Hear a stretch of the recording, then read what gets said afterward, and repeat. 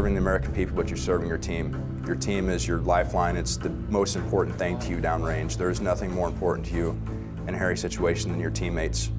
There's no thanks in this line of work. Don't come here expecting someone to say thank you so much for what you're doing.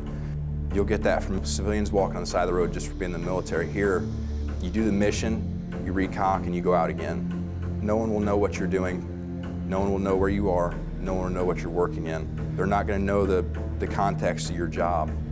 You're going to be out there with your team. When you leave that country, come back home, that's it. The caliber of people I work with is the highest of caliber. They've been through assessment, selection, they've been deemed, but ultimately their moral caliber and their ability to handle themselves as a normal person from their day-to-day life is the highest caliber of people I've ever worked with.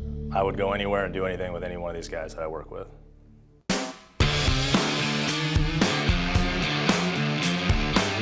So our training that we're participating in here is designed to enhance the overall operator. Driving is always a plus. Having that advanced driving capability to recognize the road ahead of you, identify dangers and avoid them is not only survivability stateside, it's also increasing your survivability OCONUS on deployment. Learning to take vehicles to their threshold, you're learning where that vehicle's breaking point is. Center of gravity is going to change to the point that's dangerous for you and your team. It's life-saving in the sense that if you're in a situation where you have to do evasive driving, aggressive driving, you know what that vehicle's capable of and how to use that vehicle to your advantage. How to maneuver in traffic, out of traffic, get around vehicles, get out of situations, and always have a way out. It just really teaches you how to manipulate your vehicle, understand your vehicle, just so if you're ever in that situation, you have all the tools you need to be successful.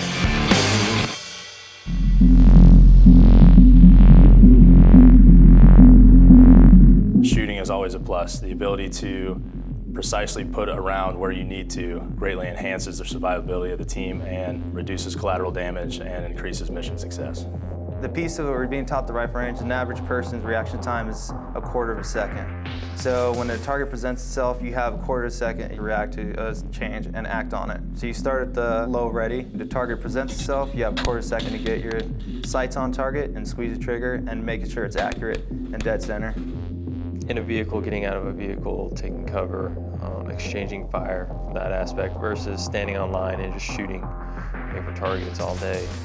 I'm working on basic marksmanship skills. Most of the guys here have done that. We're at that level and we're looking for the next level of training, and that's absolutely what they're capturing for us here. We're shooting in civilian attire where all we have is a concealed weapon and we have to react, or we might be in a full kit.